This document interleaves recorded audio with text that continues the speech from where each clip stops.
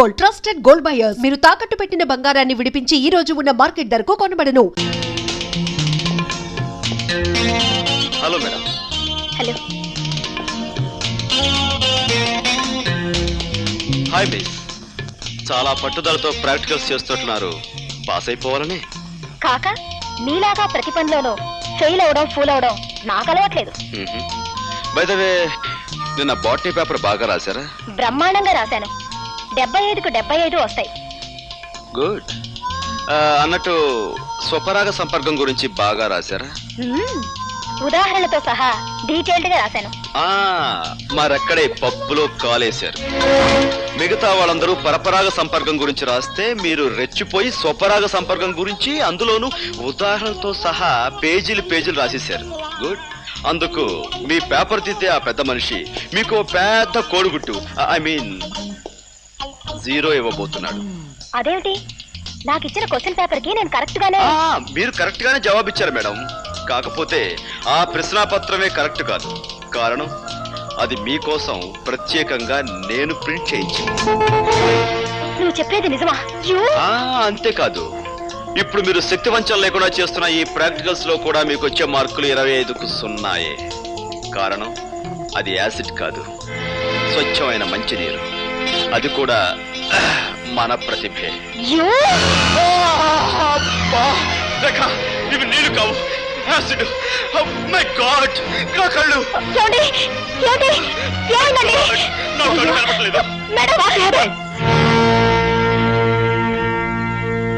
తగలడు. Boss, ఇదిగో బాగా నటించి మంచి పేరు తెచ్చుకో. చూపిస్తాను తడాక. డాక్టర్, ఎలా ఉంది డాక్టర్? ఏమైంది డాక్టర్?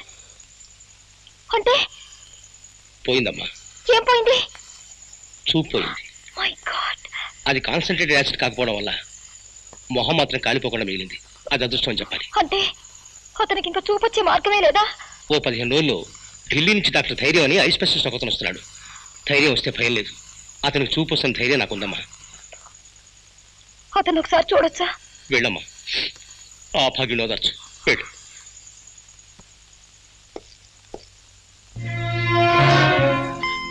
ఎవరు? ఓ, డాక్టర్ గారా?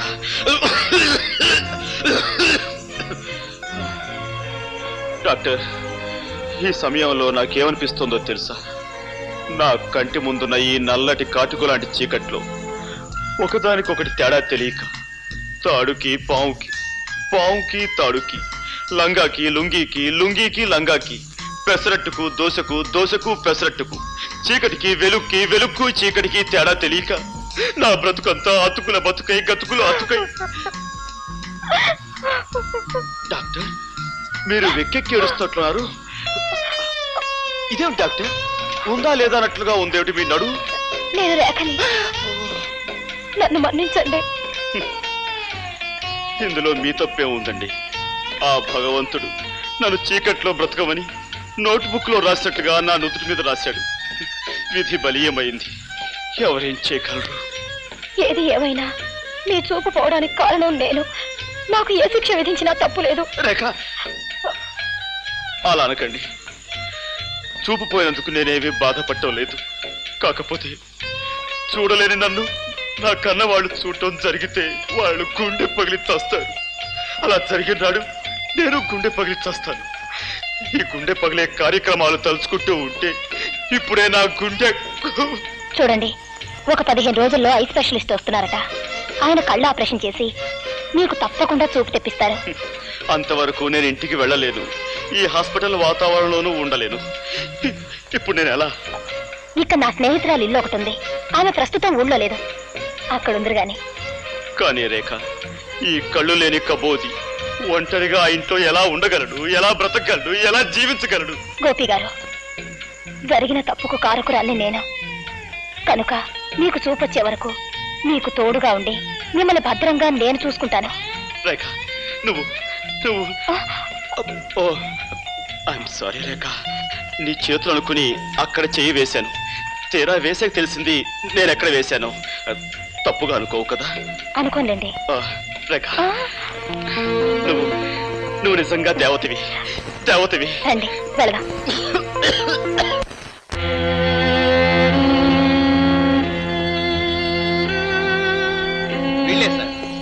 రోజులుగా నిరాహార దీక్ష చేస్తున్నారు.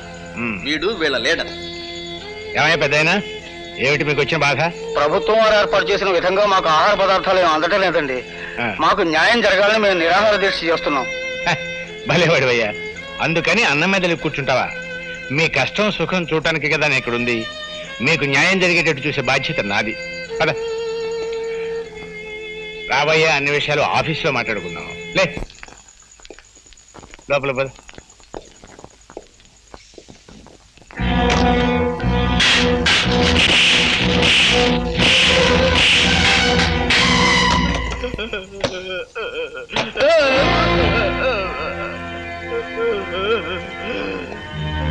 మీరు మనుషుల పశువుల? ఏమిటది? రక్తం వచ్చేలా కొడతారా? అనవసరంగా అభండాలు వేయకు. అతను లోపల తీసుకువెళ్ళాం. శాంతంగా జరిగింది ఏమిటి అని ప్రశ్నిస్తున్నాను. భయపడిపోయాడు, నోటి వెంట రక్తం వచ్చింది. ఈ విషయం ఇప్పుడే ప్రభుత్వానికి రిపోర్ట్ చేస్తాను. నీకు సాక్ష్యాలు ఆధారాలు ఏమైనా ఉన్నాయా? ఏమయ్యా, ఇతను మనం ఏమైనా చేశామా? ఆఫీసర్, ప్రతి సత్యానికి సాక్ష్యం ఉండదు.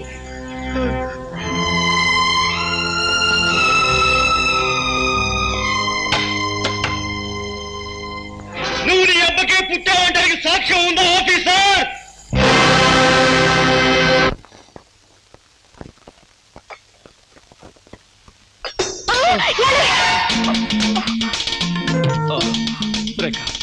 సమయానికి నువ్వు వచ్చి పట్టుకున్నావు కాబట్టి సరిపోయింది. లేకపోతే కింద పడిపోయి ఏ కాలో విరక్కొట్టుకునేవాడిని. దాంతో గుడ్డితనానికి తోడు ప్రత్యేక ఆకర్షణగా కుంటికాలు ఒకటి మిగులుండేది. అసలు నా తోడు లేకుండా ఎందుకు కదిలారు? గుడ్డి పీనుగునైనా ఆకలి తప్పుతుందా, తింటం తప్పుతుందా? వంట పూర్తయిందా? ఇక్కడే అయిందండి. రండి.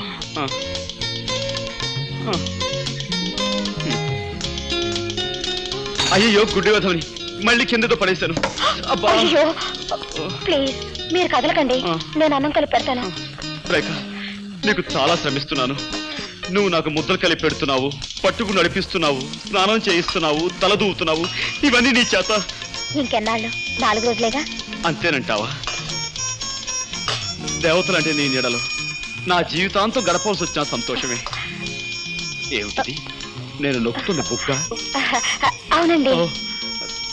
గుడ్డి వేధవని ఏం చేస్తున్నానో నాకే తెలియటం లేదు. ఐఎమ్ సారీ అండి. పర్వాలేదండి. పర్వాలేదంటారా? అన్నం తినండి.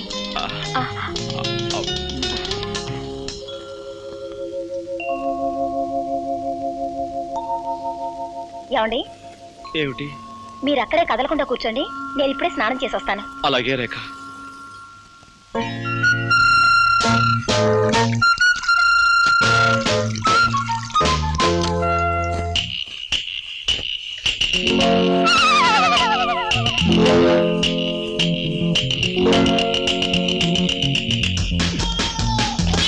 అయ్యో, నన్ను రక్షించండి, నన్ను కాపాడండి. ఏమండి? అయ్యో, హెల్ప్ హెల్ప్ హెల్ప్! ఏమండి, నన్ను రక్షించండి, నాకు చాలా భయంగా ఉందండి. ఏమండి? ఏదో మీద పడిందండి, మెత్తగా దూదు మూట్ల మీద పడేసరికి నా గుండె అదిరిపోయిందండి. అందుకే మిమ్మల్ని కేకేశాను. ఇంతకీ ఏమిటండి అది? పిల్లండి, ఏ బల్ల మీద నుంచో మీ మీద దూకుంటుంది. పిల్ల? దాని కారణంగా మిమ్మల్ని కంగారు పెట్టాను. ఏమండి, ఏమిటండి ఇదంతా తడితడిగా ఉంది? సబ్బు. సబ్బా? అంటే మీరు సగం స్థానంలో ఉండగా పిలిచానా? అయ్యో, మిమ్మల్ని చాలా ఇబ్బంది పెట్టాను. ఐఎమ్ సారీ రేఖ. పర్వాలేదండి. గుడ్డి కళ్ళు గుడ్డువైనా సబ్బు పడితే మండుతాయి కదా. అమ్మా, సబ్బు పడి కళ్ళు మండుతున్నాయి. ఏమండి? సారీ. ఇదో కళ్ళు కడుగుతాను. అలాగేనండి.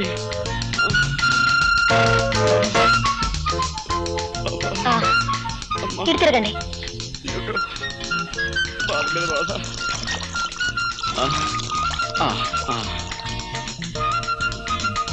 అది షాంపూ అండి. ఏమండి, మీరు తలంటి పోసుకోలేదా? లేదండి. అయ్యో, ఇదేమిటండి? శ్రావణ శుక్రవారం పూట ఆడపిల్లలు తలంటి పోసుకోపోవడం ఏమిటి?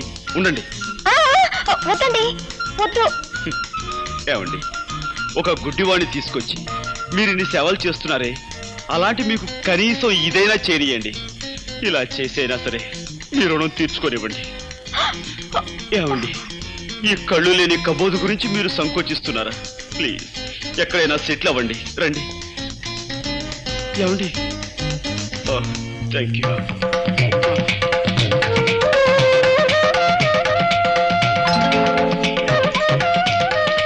ఏమండి, ఇంతకు ముందెప్పుడు అమ్మాయిలకు తలంటు స్నానం చేయించలేదు. కరెక్ట్ ప్లేస్లోనే చేస్తున్నాను కదా. ఏమండి, మీరు చారల టవల్ కట్టుకున్నట్టున్నారే, అదే ఆకుపచ్చ, పసుపచ్చ, తెల్ల చారలది. ఇదేమిటండి పిన్నిస్లా ఉంది? బుజ్జిముండా, పందెం కాసి నన్ను 3 సార్లు వెర్రి వెధవం చేస్తావా?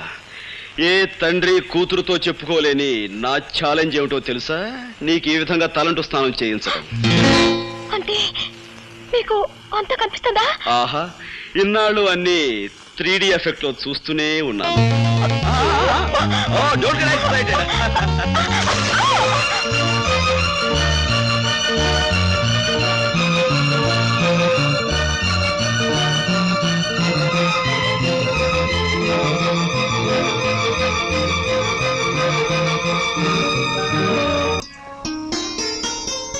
గోపి, గోపి,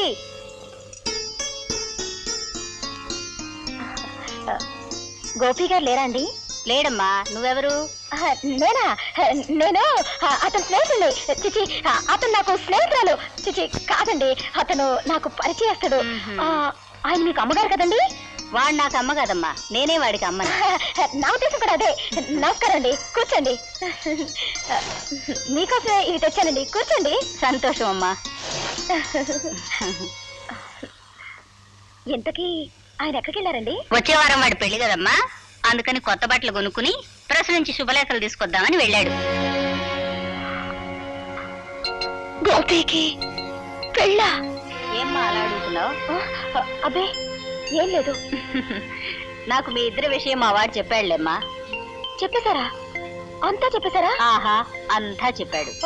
తాను ఛాలెంజ్ చేసిన సంగతి, బాత్రూమ్ లో తలంచిన సంగతి, మేమిద్దరం ప్రేమించుకున్న సంగతి అంతా చెప్పేశారా? వాడు చెప్పలేదమ్మా, ఇప్పుడు నువ్వే చెప్పావు. ఏమిటండి మీరు అనేది?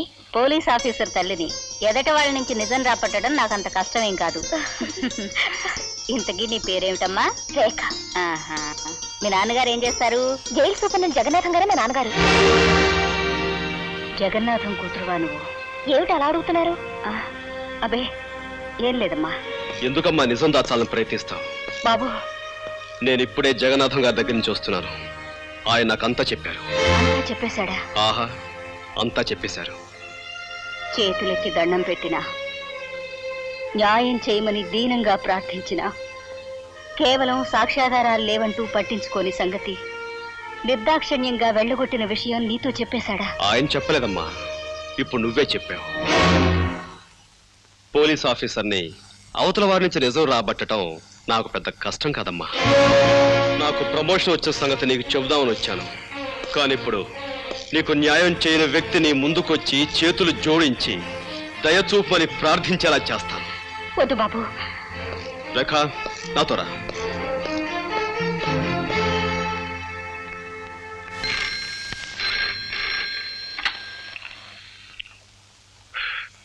Yes Jagannatham here. ఎవరు ఇన్స్పెక్టర్? ఏమిటి విశేషం? వాట్? నమ్మలేకపోతున్నాను. ఒక ఆడపిల్ల ఒక మగాన్ని రేపు చేయడమా? ఎలా కుదురుతుంది? కుదిరిందని అతను కంప్లైంట్ ఇచ్చాడు, చేశారని ఆ పిల్ల ఒప్పుకుంది. మధ్యలో మీరెందుకండి అనవసరంగా బీపీ తెచ్చుకుంటారు? పీపీ గారు,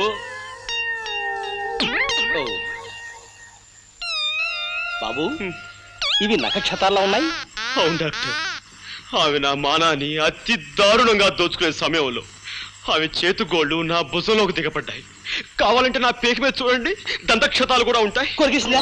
అవును డాక్టర్, పెళ్లి కావలసిన వాడిని, ఆస్కలిత బ్రహ్మచారిని, నీకు తమ్ముళ్ళంటి వాడిని నా మానాన్ని దోచుకోవద్దని ఎంత బ్రతిమిలాడినా, ఎంత ప్రాధేయపడినా అవి నా మాట వినిపించుకోకుండా. ఆడపిల్ల మగవాణ్ణి రేపు చేయడం ఏమిటయ్యా? చాలా విచిత్రంగా ఉందే. అదెలా సాధ్యం? ఎలాగంటే ఆ సృష్టి కార్యం జరగడానికి నువ్వు సంసిద్ధుడు అయ్యావు అంటే నీకు స్పందించే ఉండాలి మనస్సు. నువ్వు సంసిద్ధుడు కాకపోతే ఆ సృష్టి కార్యం జరగదనే చెప్పాలి. నువ్వు సంసిద్ధుడు అయ్యి ఆ కార్యం జరిగిందంటే అది బలాత్కారం కింద రాదే. లాయర్ గారు, అరిటాకులు అంటే నా జీవితాన్ని ముళ్ళు లాంటి ఆడపిల్ల ముక్కలు చెక్కలు చేసిన తర్వాత కూడా మీరు ఇలా మాట్లాడడం చాలా అన్యాయం.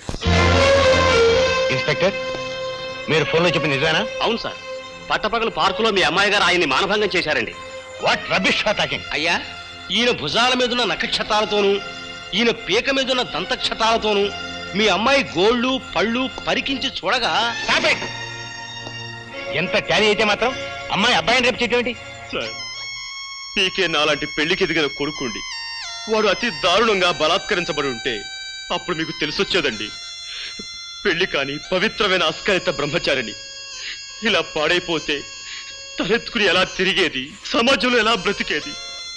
కావాలంటే అందుకు ప్రత్యక్ష సాక్షులు ఉన్నారు. అవును బాబు, ఆ పిల్ల అబ్బాయి మీద కురికి చొక్కా లాగేసి ప్యాంటు పీకేస్తూ తుప్పల పక్కకు తోసుకుపోయిందండి. ఈ అబ్బాయి అరుపులు, ఆ తుప్పలు కదిలిపోవడం నా కళ్ళారా చూసామండి. ఈ రోజుల్లో మగవాడి మానానికి భద్రత లేకుండా పోయిందండి. ఏమిటమ్మా ఇది? నిజమా? అవును డాడీ. కర్మ, ఎందుకు చేసావు అలాంటి పని? డాడీ, యాపిల్ పండు లాంటి అతన్ని చూడగానే నన్ను నేను నిగ్రహించుకోలేకపోయాను. ఆవేశంలో అలా రెచ్చిపోయాను. జరిగిన దానికి నన్ను మన్నించండి. ఒక కన్నె పిల్లవాడిని దయా దాక్షిణ్యాలు లేకుండా ఆడదన్న అహంకారంతో అతి దారుణంగా మానభంగం చేసిన ఈ నీచురాల్ని వదిలిపెట్టాను. ఏమైనా సరే కోర్టుకి ఈడుస్తానని కోల్పోయిన నా బ్రహ్మచర్యం మీద ప్రమాణం చేసి చెప్తున్నాను. Thank you doctor. సాక్షులు రండి.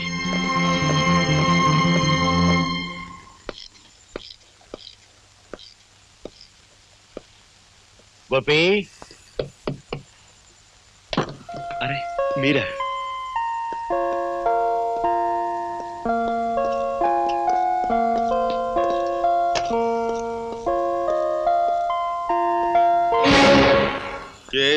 చెప్పండి.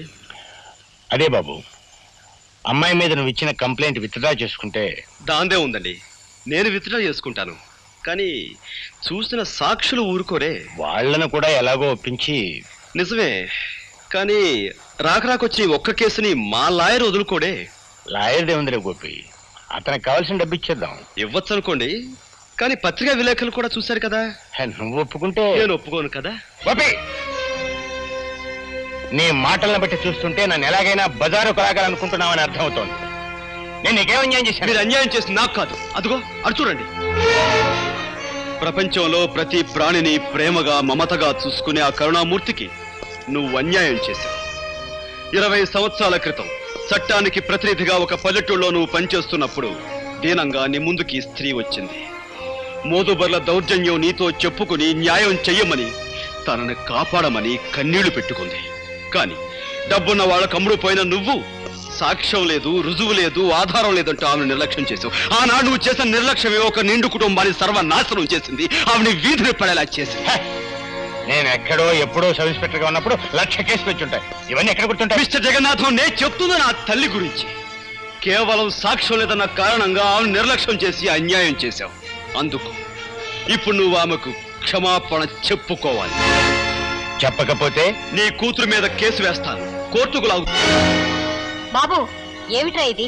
ఆయన నీ పై అధికారి, ఆయనతో నువ్వు ఇలా ఘర్షణ పెట్టుకుంటే ఎలా? అమ్మా, ఈయన పై అధికారే కావచ్చు, ప్రెసిడెంట్ ఆఫ్ యునైటెడ్ స్టేట్సే కావచ్చు, కానీ ఇక్కడ అన్యాయం జరిగింది నా తల్లికి. బ్రహ్మరుద్రాలు దిగొచ్చినా సరే ఈయన క్షమాపణ చెప్పుకుని తీరాలి. All right.